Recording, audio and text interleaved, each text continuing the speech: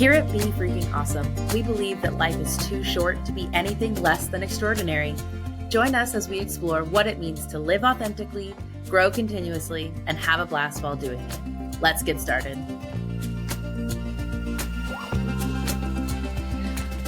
Hey everybody, today we are going to talk about goals. I know we so often say we're not big into goal setting.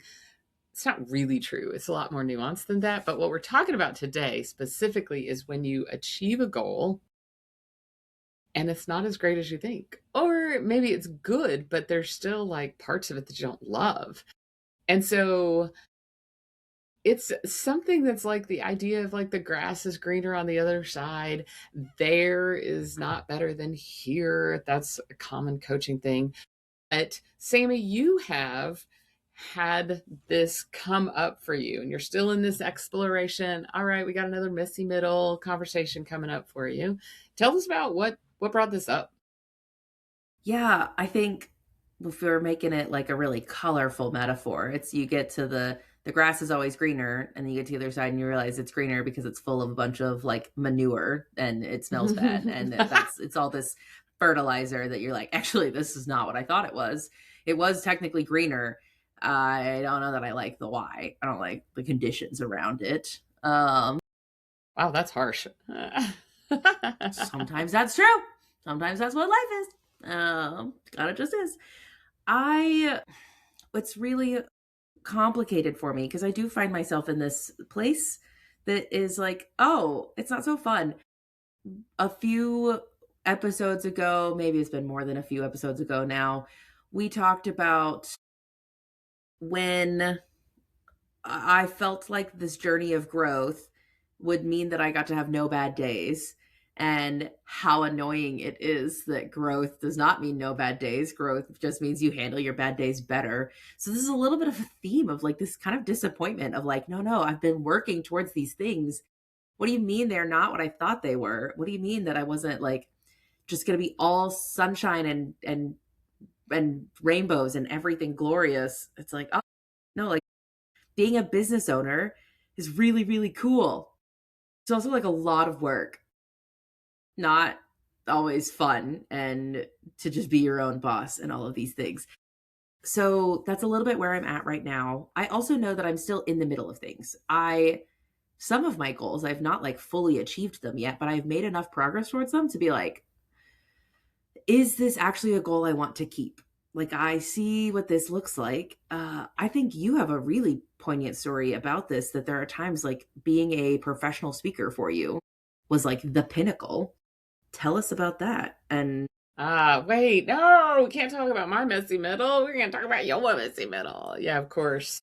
I would say, Holly, if I look back on the last 30 years of my life, when I see the biggest growth, like if we look at that, like, squiggly line, the biggest jumps in growth came after very, very painful experiences. And I hate that. I just want to say, I didn't even notice that until this minute. And I had a different thought and yikes. So what happened was, I talk about that I earned a car in Mary Kay Cosmetics. I was the youngest car driver. I did it in 12 months, within 12 months of joining the company. I still didn't feel great about myself. And so I was like, I need to get to be a director.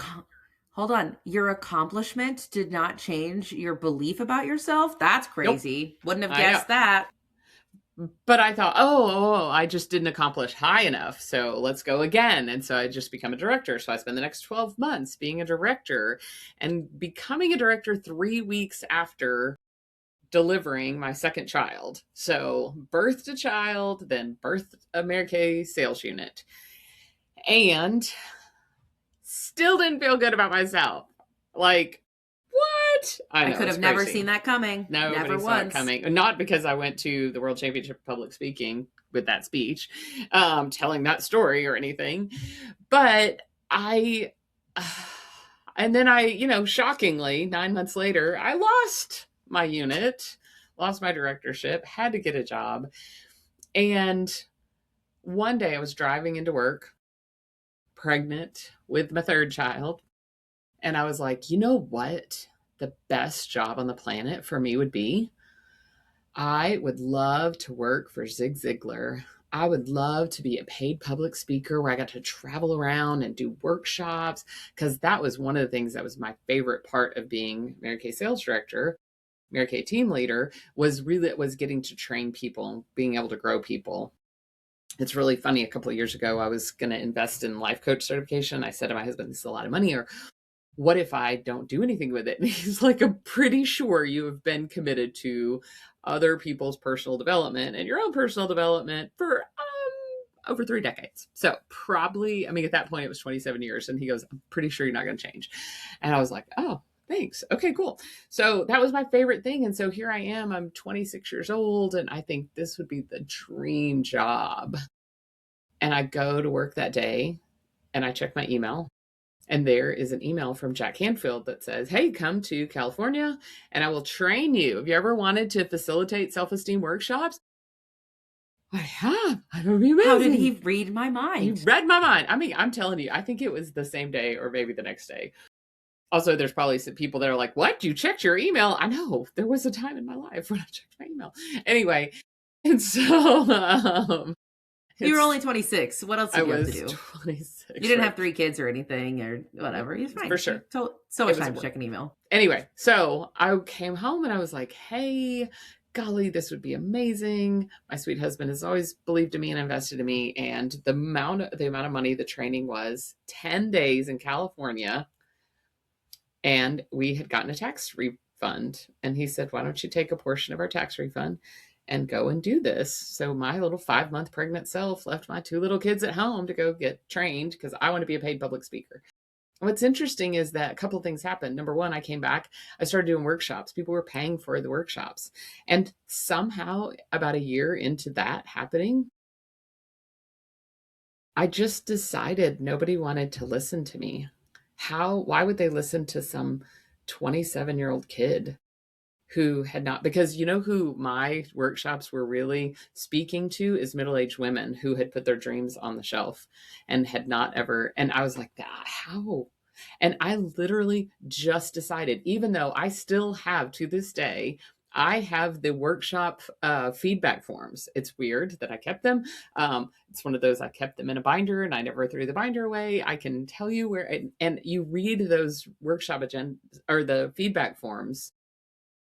And I really was onto something, but I decided not to do that. This cycle, I won't tell you all the different things, but so many times throughout my life, I've been like, now I'm going to do it. No, now I'm going to do it. No. And then I've had an opportunity to be friends with people that's their job. And I go, ooh, I don't want to do that. I'm not willing to do all the things that it takes to be a quote unquote paid public speaker, professional public speaker.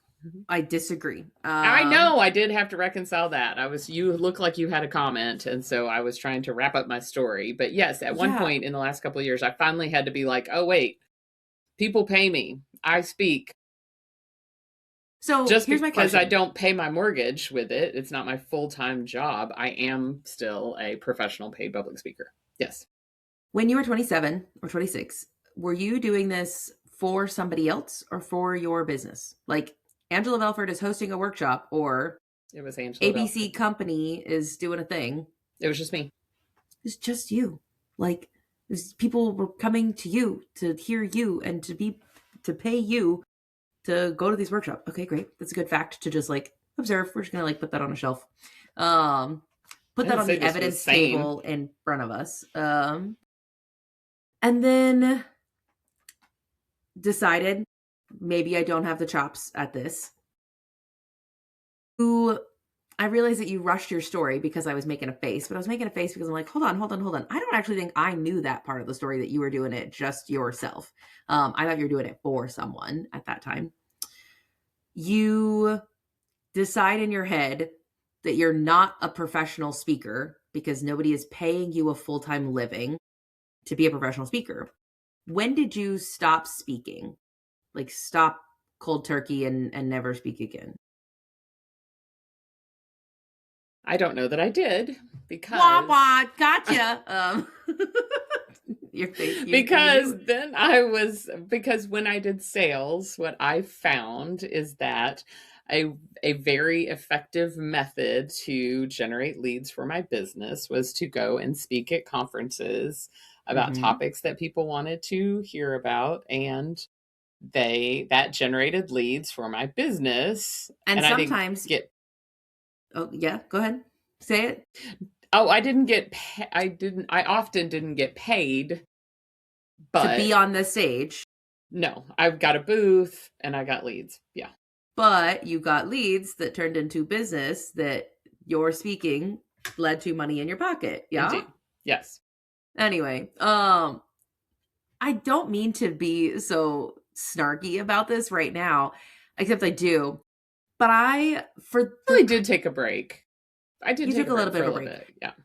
So one of the things that's getting like teeny bit annoying, with love, all of you listeners out there, is there are people who are like, oh my gosh, Sami and Angela, you guys have like all of it together. Like I couldn't be like you. And we're like, the only reason that we have a podcast with over 200 episodes is because we decided to just keep showing up. It's not because we're like getting lots of money for this. It's not because we have lots of listeners. There's no difference. There's not a lot of difference between where we are and where you are, listener. Well, It's just seriously, deciding to keep going. when we recently went to the podcast conference and somebody's like, "Oh, and I did this podcast, and after 15 episodes, I mean, I didn't do very well. I had like 2,000 downloads." And I'm like, "Shut up. Shut up." Yeah. Shut up. It took me a long time. I forget. I think it took us like 40 or 50 episodes to get to 2,000 downloads. Yeah. I think that you're somebody that people will look to a lot, and they try to put this idea that like, oh, you've always had it all together. And like, it's like, no, I'm just on the Candyland board game of life. I'm just a few farther steps down the board than you are. That doesn't mean that we're not still on the same journey on the same board. Just because I'm a few steps ahead on the board, you Man. too could have this. And I have gotten stuck in the little muckety mucks of the little Candyland board, and I've gotten kicked back. And if we cross over chutes and ladders, I've gotten so close to the end and then slid all the way back down, like all the things. Absolutely. I would say persistence and perseverance. Just right. And so then when you are at a point now where you are like, I actually, in the season of my life, like you have it, you have the cards in your hand that you could go be a full-time professional speaker. And I know that there's a part of you that's like, I mean, maybe I could, maybe I couldn't, would be whatever. There's some stickiness, some resistance, if you will. It is within your capability that you could get a full-time pay to be a speaker.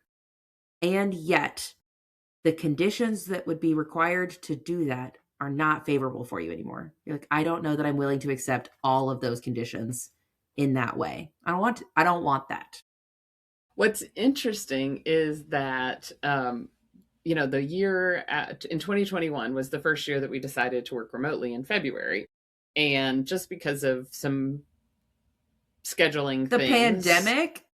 Well, no. Yes. No, what I was going to say is we wanted to go to to watch the Outback Bowl, the Razorbacks play a couple days after Christmas. So we went early, and then we wanted to go to Daytona. So we stayed longer because our friend was racing in Daytona. So because of all that, we stayed for like 10 or 11 weeks.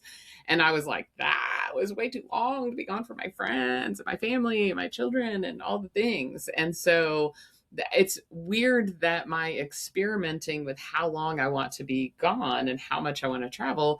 I mean, I think it was 2024, that I was gone like 4.5 months of the year of my own personal travel choice. Maybe it was 23. I can't remember. Anyway, there was one year and I was just like, I found the top of where I want to be at travel and how long at a time I want to go. And there's a lot of being paid public speaker. That is a lot of travel. So it's weird that that's how I discovered it. Yeah. And I think that the end of this is that it's actually okay. It is okay to reach your goal, to be in pursuit of your goal, and decide maybe this isn't what I want anymore. In the movie Hercules, Disney classic, there is a point where at the end Hercules like achieves his goal. He gets to be reunited. He gets to go to Mount Olympus, but he will have to leave behind the love of his life, Megara. And so he decides to give it up, the goal that he has been going after, to stay with the people he loves. That is okay. It is okay to achieve your wildest dreams and then say, maybe the pursuit of the goal is what I gained. And I don't have to like sit and stay here in this. And I feel like there's a lot of this that I am saying and somewhat from the hypothetical, because it's what I'm hoping. It's not 100% all lived experience. This is my hope and desire. Being a business owner is where I'm at right now. And actually, it's a little bit the reverse. I never really wanted to be a business owner. I grew up watching my parents work really hard all the time and not always like have money to show for it. And I was like, no, I don't want to be an entrepreneur. I want to like work for somebody else and not have to worry about payroll, just get paid and call it a day. And then eventually the conditions of that became less suitable for what I wanted to do. I wanted to make more money. I wanted to have more flexibility. And it was like, golly, That's this interesting. thing that I wanted. Yeah, you did have, you went and got a corporate job and you got a regular paycheck and you found there were disadvantages to that. And so I think that's probably the lesson that we're trying to talk about as you bring it all back together is like, and when we say it, it's like, well, duh, of course, it's harder than we think. But there's this element of like, maybe we're not doing it right. If I feel some of this angsty feeling, I feel some disappointment. I joke all the time and say, everybody thinks they want a pool in their backyard, but you don't know how much work it is to have a pool in your backyard. You don't know how much effort you have to put in, how much cost to put in, do the chemicals. And have never chosen to invest in having a pool service. We've always done it ourselves. And so it's a lot of work. My husband very specifically wants the pool in the backyard. And I'm like, take it or leave it. I've done that. Been there, done that. That was a lot of work. Like, I don't know. I want to wait until I'm at a financial status that I can afford the pool service. Right. Yeah. And so it's similar kind of thing, whether it's, I wanted to have children. I wanted to have a lot of children. And it turns out having a lot of children is a lot of work. And I wanted three to have kids is a lot of work. I don't know if you've ever experienced a lot three of kids. Work. Yep. It turns out that, and anybody else trying to tell you, oh, you think you want that, but you don't really want that, is not going to work, by the way. So parents out there trying to tell your kids that they don't want something else, I think we're better suited to ask questions to help somebody explore what is that going to look like? What is that going to mean? I think that just because it's going to be hard doesn't mean you can't pursue it and you don't want to pursue it. It's that moment though, when you're like, I got here and it must be too hard. This can't be right. No, it is right. Unfortunately, babe, like life is kind of hard and it's choosing what hard you want to endure. Choose your hard.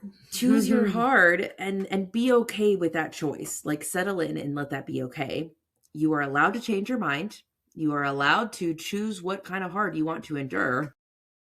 And sometimes, as depressing and disappointing as this is, we're just here to tell you, as people who are a few steps farther along on our game board of life, sometimes you think that it's going to be super nice. And they're like, it is nice. But it also smells like manure because that's the fertilizer around here. Yeah, okay. I do love having my big house, and I have to pay more property taxes and more insurance and clean there's more things. To clean. And there's more to clean. And there's more toilet paper that I have to keep stocked. And there's all the things. I had a friend that was like, oh, I'm so excited. I'll have a 5-bathroom house. Do you know how much toilet paper it will take to keep 5 bathrooms stocked? Like, whatever it is, like... And that doesn't mean you shouldn't go for it. Yeah. Just be aware. I really want to explore at some point the idea of disappointment, because I think I have a whole nother set of thoughts on really the idea of, maybe this is what we'll talk about next time, is the idea of like, what is disappointment and how do you combine that allowing that we've been talking about? And I hate disappointment. It's my least favorite I don't want to talk about it. And then like, maybe I need to allow some disappointment. All right, here's the question, folks. We are not putting disappointment on the schedule just yet. Okay, that's not what's going to happen. If you want to hear us talk about disappointment, you got to let us know. Haha, this is like your little carrot. If you want to influence what the podcast episodes are going to be about, let us know. Send us a text, a message, email, do something. Tell us if it would be helpful to hear Sami and Angela wrestle through and unpack where we're at with disappointment. And if we don't hear from you, that's fine. Then we get to have a pass and we don't have to talk about it. And that sounds like a delight as well. Either way, we win. We either heard from you or we don't have to talk about disappointment. You're so bad. I am so bad. I don't want to talk about this one. I have a lot of resistance to it. Ironic. I don't know why. I'll have to go explore that. But I'm like, no. When we were like, I don't want to talk about boundaries. And I was like, why not? We should totally talk about boundaries. And you're like, no. And I'm like, and I was pushing. Now I'm in that seat. And I'm like, I don't want to talk about it. But whatever. Thanks everybody for being here. We're going to let you go. No, they love this. They love this. I know they do. I can't wait to watch where the listeners drop off. Next week, we're not going to be talking about disappointment. We do have a planned episode for next week. Angela is going to be debriefing her trip to Europe. So if you've been following along on our social medias, you will see there have been some pictures. She has been living her absolute best life at the Winter Olympics in Milan and Athens. And if you can tell from like where this is being shot, it is the power of the internet that it is next week. This is the power of time travel and podcasting time, and that whatever tan you get, but you won't get a tan at the Winter Olympics, I don't think. Anyway, we'll get to hear all about that and the lessons that you learn. I do think I really enjoy these episodes. I hope you all do too, of just the things that you pick up along the way while you're traveling, and how it expands your mind and it creates new grooves in your neural network pathways and all of those things. So we'll end up gathering a lot of new episode ideas and hearing about the trip next week. So thank you everyone for listening. Thanks for participating. Thanks for messaging us and letting us know what you want to hear about. And until next time, everyone, we hope you guys go be freaking awesome.